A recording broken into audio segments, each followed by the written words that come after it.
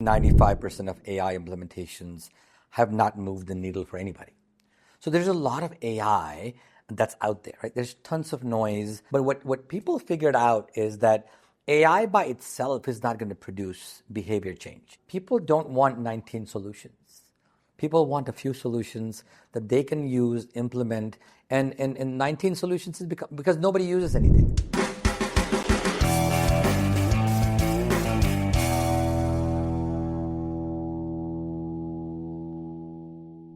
Welcome to the DSO Technology Show. I'm Brian Kaleo, Director of Dykema's DSO Industry Group. This is Matt McGaugh, my co-host, and we've got a guest here today that I've known a very, very long time in the industry, Amol Nagurdkar from Patient Prism, founder and CEO. He does a lot of other things for the DSO industry, and we're going to talk a little bit about, what Patient Prism does and AI in general and a lot of technology. So, Amol, welcome.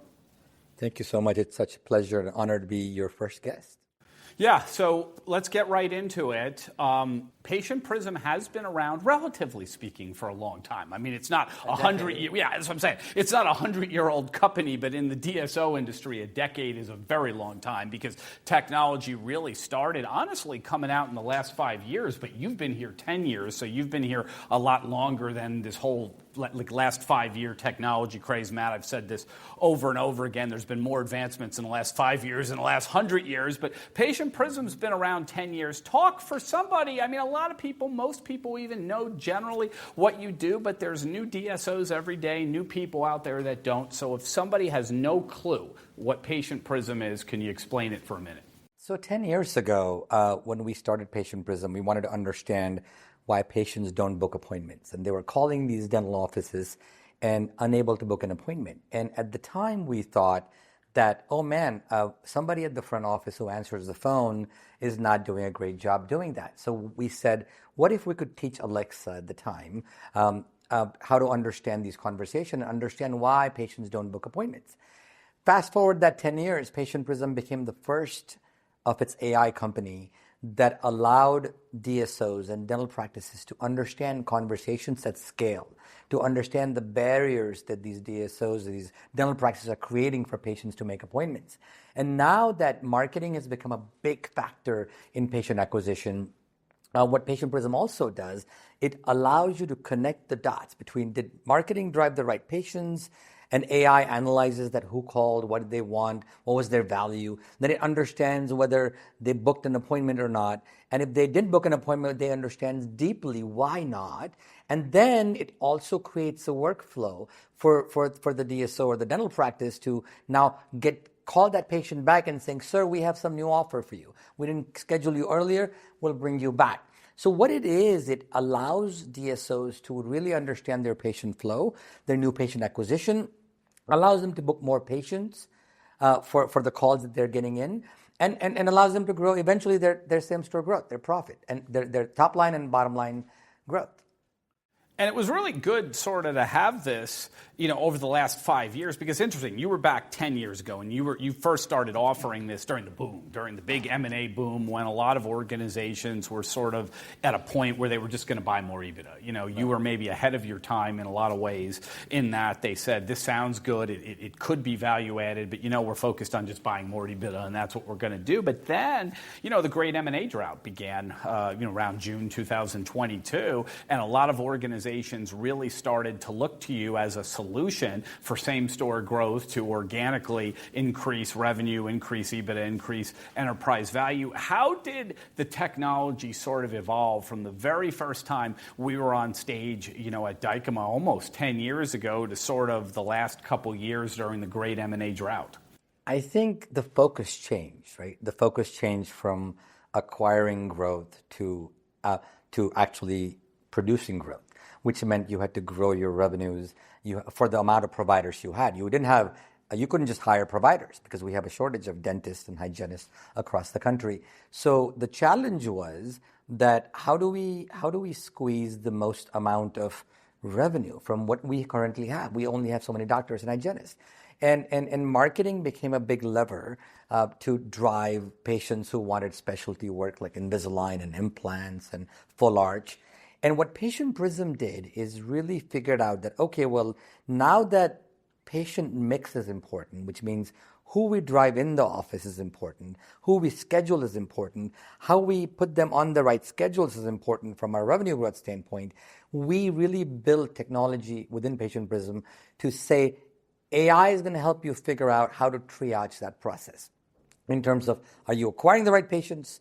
Are you scheduling the right patients? Is it producing the right amount of revenue?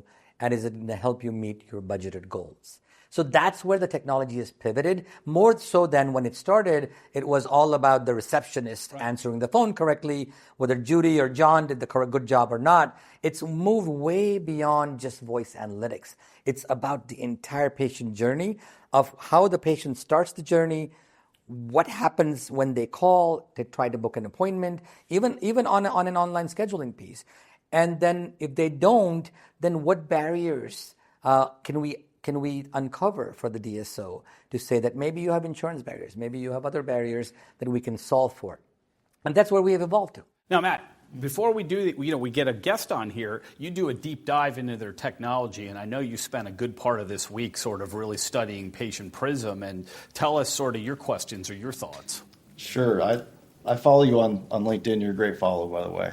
I think you really talk about the market as a whole. It's super interesting.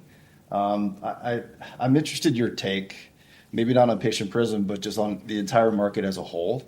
And do you feel, because you've been around the block a while, 10 plus years in business, do you feel you're getting lumped in to some of the other AI companies that are out there that don't necessarily know dental like you do? Well, I think part of what the struggle of AI has been, that the MIT study that came out last July said 95% of AI implementations have not moved the needle for anybody. So there's a lot of AI that's out there, right? There's tons of noise. You can pretty much build an AI company by putting ChatGPT as a wrapper around something that you're doing and then call yourself, oh my God, this is AI. But what people figured out is that AI by itself is not going to produce behavior change. Right? AI by itself is not going to produce revenue from somewhere. AI is not going to automatically improve your EBITDA margins. What we are trying to do now at Patient Prism is really focus on the business, right? What is going to make your business grow? And the technology now over the last 2 years, for us, at least at Patient Prism, is entirely focused around solving our clients' biggest problems in patient acquisition and retention.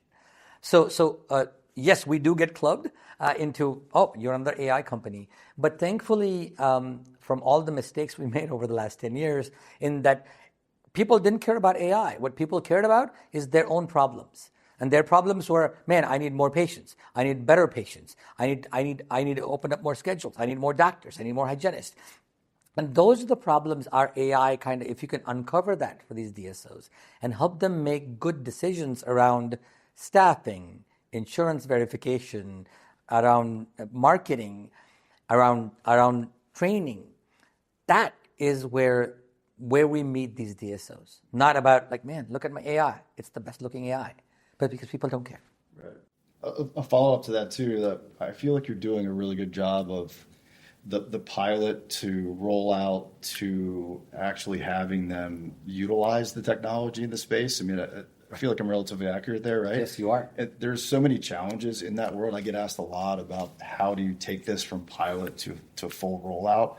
Maybe some best practices there with some of the DSOs that you're working with? Well, maybe the question is, and that's a great question, but the more specific question is, why have you succeeded in converting pilots to full-blown implementation where others have failed? I mean, maybe that's a more precise question. I think we have failed many times, right? Over the last few years, we've succeeded because we understood our failures. Because we even initially thought it was, man, this is amazing technology. Why aren't you using it, right? But again, we realized that people have other things to do besides use your technology. They have patients to see. They have other things going on. So one of the key things that we do when we start a pilot is make sure that there are stakeholders in the organization that care about it. Beyond just the people who buy it, right? The CEO loves it. The COO loves it. The CMO loves it. But the people who are going to implement it, those ground soldiers, they have to actually use it and implement it. So you have to get champions within the organization that are going to be, okay, you're the champion. You're going to make sure that everybody in your organization moves forward. The second thing is you have to start small. You cannot say, oh, launch this across all your 100 offices. You start small. Then you say, okay, well, we start with 10 offices. Let's build a playbook in 90 days to figure out how this technology can be inserted in your workflows and who's going to be responsible. And let's see what you do and don't do. And let's understand that. Once you understand and you have a playbook, then you see some ROI from this technology. You see like, oh my God, using Patient Prism, we were able to do X, Y, Z. Increase new patient growth, increase specialty appointments, open up schedules, train more people. Okay, we have determined success, right? Because if you don't determine success at the beginning of the pilot, right, and then all of a sudden the pilot ends, people don't care. I'm like, oh, well, we tried it didn't work. So you determine success, determine the stakeholders, the champions, hold them accountable equally. We hold ourselves accountable through our client success team. We hold them accountable for the promises they said they will do for us in the 90-day period. And when those things align and they're able to devote resources to it, and they're like, all right, we're going to operationalize this, then you move forward to a full rollout. Otherwise, the change management piece, everything just falls apart. No matter how good the technology is, it doesn't matter if people don't care about using it. Well, what's the code that you cracked? Because, what I've now started as a result, in part, because of your experience, right, over 10 years. I remember, talking to you 7 or 8 years ago, and you would say, people aren't using it. Like, it works, but we put it in organizations and people won't use it. And in large part, on your experience, I started to now, develop my criteria, basically, for adoption of new technology. And there's got to be education, there's got to be integration, there's got to be an implementation plan. And if you have that, you get adaptation. But what have you learned from those days, Amol, when you would tell me, gosh, the thing works perfectly when they use it, but people are not using it, to now where I don't hear you complain about that anymore, that people are not using it? It's really hard because it's not the best way. Traditional technology companies have said what? They have sold software, they have onboarded somebody, and they have forgotten about them, right? But what we have to do is that's where it gets started. Right? You sell it, then you onboard them, and then that's where you're beginning the process of operationalizing. So, signing the contract is like if you're playing football, you're on the 20-yard line. Like Correct. You're just starting to drive. And the touchdowns are far away. Yeah. Forget the Super Bowl. Yeah. I mean, the first touchdown takes a long time to score, right? So you sign, and then the hard process begins of who in your organization is ready. Our client success team member who's assigned to them says, all right, well, how does training look like with us? Who's going to be on those trainings? Do we train office managers? Do we train people at the call center? And what do you want to accomplish as a result of this, right? What's the baseline metrics today? Usually after the first 30 days, we know baseline where they are converting. And then you say, okay, well, what goal should we make for the organization? And the other thing that has worked well for us is this doing deep interviews with the stakeholders. If it's a marketing stakeholder, we're doing a deep interview with the marketing. Like, what are the goals for the marketing organization for 2026? What do you want? Oh, we want new patient growth to be 10%. Okay, well, great. What is it right now? Well, it's at 4%. We want to do 6%. And let's find out why. And let's figure out how Patient Prism can give you visibility into how we can take that to 4% to 10%. So that's one. The COO says, well, we want to expand capacity by 8%. Well, okay, well, let's figure out what offices need to have more capacity. And let's make a plan based on what we see in the data.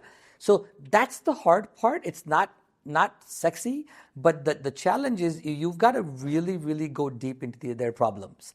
And then figure out, okay, what are we going to do together in order to solve those problems? And then also, the big thing we learned over the last year and a half was that if they tell you a problem that you're not solving in your context, you have to go back to the drawing board and say, I'm going to build something that's going to solve that. And so now you become this, it's a vicious cycle, right? You try to solve their problems, they tell you more problems, then you build something to solve their problem, and then you go back and forth. And eventually, the reason why we're succeeding today is not because we are the smartest. We just listen to our clients, and we have built solutions that actually solve their problems that they're facing on a daily basis. And that happens to be way sexier than the prettiest AI out there. Yeah, that was one of the best explanations I've heard on the whole pilot to rollout situation, because Do you remember the days when you thought like the signed agreement was? Oh my God! Yeah, I was so excited. Yeah. What a miscalculation, that ended up being. And, I'm personally on like year 3 or 4 of working with dental technology companies. And if we went back just 3 years, it was like they would sign, Matt, the contract, and there'd be like dance music and everybody's dancing around and everything. And we know now that that's like you're on the 20-yard line. You're nowhere near, a touchdown at that point. But Matt, I have a question for you. I mean, to me, I just feel like there's too much AI out there right now. Mm-hmm. I would agree. You gentlemen might agree also. There's been such an influx, like you always talk about, Brian. It's like they spun a globe, and at the globe they pointed at it. It just was like dental. Like the TAM that existed within the dental landscape was just the one that all of these companies, the Y Combinator companies, and all these new founders came into this space. Like it's a question around like. Go ahead. I'm going to challenge that, right? The moment a founder or a CEO of a tech company thinks about total addressable market, they have stopped thinking about the solutions and the problem that they're trying to solve. You cannot think about a technology solution in terms of what you're going to exit your company at. I agree. You cannot do that. No, I'm not saying that. I'm just saying you cannot think like that. So many of them. It's just like everybody thinks about the market, and to that point, it's like. They don't understand how crazy we are in the dental space, how different we are, how much is involved in understanding, like how much is knowing dental and the experience you went through important when you come. Yeah, I mean, it's not a deal, Amol, and talk about this, where like, oh, we put this in ophthalmology or we put this in med spa, so it's plug and play. That's never been the way it is. Yeah, and we are still 95% in dental. Now we're moving, we've taken the lessons we've learned in dental because it's a difficult business and you have to understand the nuances of the business too. You have to understand the nuances of putting an implant patient in the chair versus an Invisalign patient in the chair versus a hygiene or an SRP. You have to understand the nuances of that, right? Because the software has to understand the nuances and then you have to be able to help your clients understand that, oh, well, now if we can put two scheduling blocks for new patients, one scheduling block for emergencies every day, we can do 2 times 4, 8 new patients, 8 times 12, 96 new patients extra. That's going to give you this much revenue. So if you don't understand the workings of a dental practice and understand what each patient contributes and how scheduling for productivity, in words of the late Dr. Baird, like how do you incorporate that, right? And I have been a student of dentistry for so long that I love figuring out how do we get these dentists to be more productive. And sometimes being busy doesn't mean you're making a lot of money. Being busy means you're just doing a lot of motions. And those motions don't necessarily translate into revenue or revenue growth. And so understanding the mechanics of dentistry, understanding how each of the players in the dental office work, assistants, hygienists, doctors, specialists, and the associated revenue, the RCM challenges associated with that, the patient engagement challenges, reactivation challenges. If you don't understand that, then it's hard because then you end up building a solution that you think can solve one little vertical slice of the problem, which is Judy not answering the phone correctly. And to build on that, think about the DSO, the personas that exist within that. Now you're talking about at the practice level, right? Mm-hmm. Understanding like who a hygienist is, who an assistant is, who the office manager is, who the treatment coordinators are, right? But now you're talking about all the personas that exist within the DSO landscape. Oh my God. That's a whole different animal. You got to understand the regional managers, the office managers, the marketing people, directors, the VPs, CMOs. You got to understand the COOs and what they want. The CEOs have a different view. The CFOs have a completely different view of the world. They want to see ROI. Doctor owned versus private equity. Private equity, I mean, there's so much. And there's the private equity stakeholder too, which we cater to a lot. We work with lots of private equity guys, and they have a different role. And so be able to, a vendor today in the DSO technology world has to be able to work with all these stakeholders and understand what's important to them and be able to then drive that change a lot. And by using an approach like, okay, I'm going to partner with you, private equity guys, and we're going to figure out what the playbook is going to be. And that's the thing, right? It's not about the technology itself. It's about using the technology and working with all the stakeholders and coming up with a plan that eventually you can show to the board that, hey, we got this. We got this. We actually made revenue happen. I mean, it's a dance, right? The dance has got to be, of course, DSO management. Then it kind of, business folks. Then it goes to the dentist. Then it goes to the clinical staff. And then often it goes to the private equity stakeholders or the other investors. And everybody got to dance and everybody's got to collaborate. And if you don't do that, Amol, and there's a breakdown, you won't get adaptation and you won't maximize the value of the solution. It is so true, right? I think everybody is out here to help grow the businesses, right? And helping to grow the business means we have to make patient access better, right? What we are in the business at Patient Prism is to improve access to care for as many Americans and Canadians and Europeans as we can, right? That's our goal, right? And we do it and AI happens to be a good solution to highlight where it breaks down in the patient journey. Our job is to make more patients healthier. My job is not to understand TAM, SOM, SAM, none of that stuff. My job is to make people healthy. And if AI happens to be a tool that allows us to make people healthy, at the same time allow us to grow the businesses, and we can do good by doing good, right? And if we can do that, then everybody's winning. And it has to be a win-win. Not one party cannot just win. Right? The DSO has to win, the patient has to win, we have to win. And I think that's what Brian talks about. It is a dance. We all are dancing together. Hopefully not kicking each other while dancing, which I would do if I were dancing. But at the end of the day, we have to dance together and we have to have the same goal in mind. Improve access to care. And if you improve access to care, everything else falls in place. Now, okay, just to sort of put perspective on this so everybody understands what we're talking about here. This is a subscription-based? That's what I'm saying. So we didn't talk about that yet, but it's subscription-based, and I guess the pricing depends on how many offices and how large the organization is, like anything else. Is that right? Yeah, the pricing is a function of the amount of work we do, the amount of conversations we analyze. It's not a location-based pricing. Just like eventually when you consume any of these LLMs, most of you are $20 subscription, $100 subscription for a limited amount. But if you look at it on an enterprise level, AI is a function of how much compute, which is how much AI juice are we using, and it's a function of how many conversations we're looking at. But we look at, by the way, Patient Prism looks at more than just calls anymore. We look at calls, we look at form fills, we look at online scheduling, we look at chats, we look at SMS. Because people are communicating now. So the next, right. So first point is it's not just phone calls anymore. You're looking at all these other things, and the AI is sophisticated enough to do it. Sorry. Second point, and here's the one I want everybody to focus on here, it's regulatory compliant. Because that's come up over, I'm asking you, tell us now. Because all of this stuff has come up. There's HIPAA issues implicated. Certainly there has been some legal actions about, can AI listen to stuff or not listen to stuff? And that's been a big issue in the DSO industry. So talk a little bit about compliance. Any technology, as we become entrenched with AI across, we have to be, number one, focused on privacy of people's information. HIPAA is the foundation stone of health information. You have to be compliant with HIPAA. But you have to go above and beyond that, right? There is lots of new regulations that are coming out.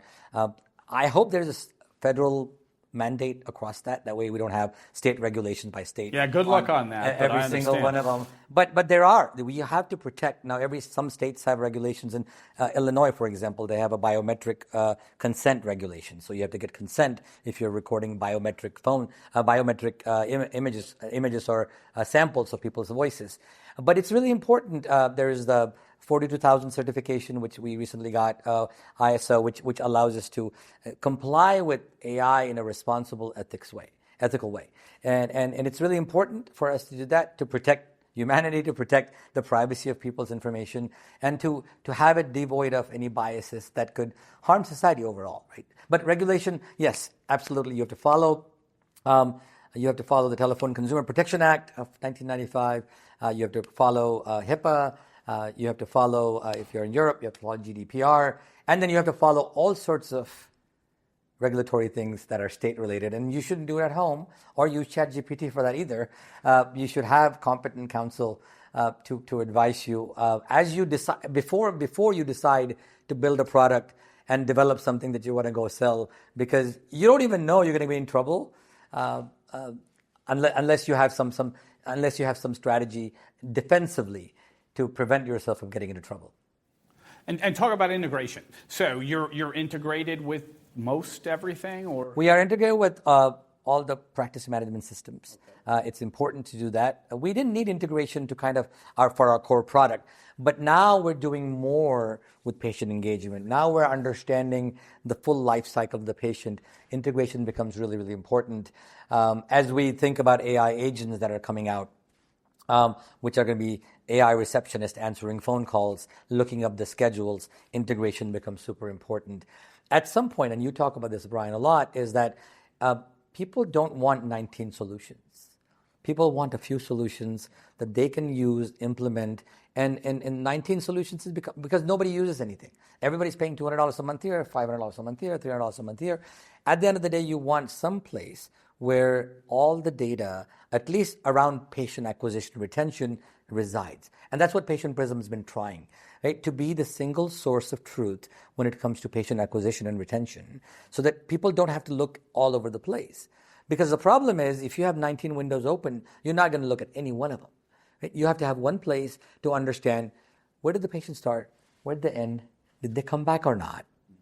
And if you have to look in 19 places to do that, it's very difficult. So integration is very, very crucial. It's a popular subject to talk about technology being fragmented, but it's the reality. The stack is like this high, like it's so high. Do you have just general thoughts on like point solutions versus like platforms and ecosystems just in general in this space? I think it's going to be difficult for one entity to do it all, right? Because it's hard enough to get good at one thing in your life, right? It's hard enough for us to get really good at AI, right? It took us 10 years, 8 years. We didn't know what we were doing, and we finally figured out that there is a different way of building AI. And so it is harder for everybody to do everything. But if there is a way to integrate, especially in the DSO world, if you can figure out how to integrate with their PMS platform, but also with their tooling, BI tooling, right? Business intelligence, whether it's Tableau, Power BI, whatever they're using for reporting. Because at the end of the day, all this data coming from all these solutions has to be in front of somebody at the DSO level for them to make a decision. It cannot be in 9 places. A CEO is not going to look at 9 places to look at, what happened to my cancellations? Or what happened to my new patients? What happened to my marketing? And they want to look at one place. And so at the least, people like us have to be able to have open API to be able to ship the data into the tooling that they have. That way they can decide what their single source of truth is. You may not be that. All right, so this is the point of the show, like the climax of the show that everybody's been waiting for. Amol, I don't know, what's going to happen here, but Matt's my technology expert. He has studied basically your solution the entire week, and Matt, we give a thumbs up or a thumbs down on the value added. So, what is your verdict on Patient Prism? Well, it's always been 2 thumbs up. I didn't have to study to know that, but absolutely 2 thumbs up. Well, that's your job out here, is to study that stuff. So I hope you did. But anyway, tell us why you think it's value added for everybody here as we kind of wrap this up. I think he's approaching it just the right way in general.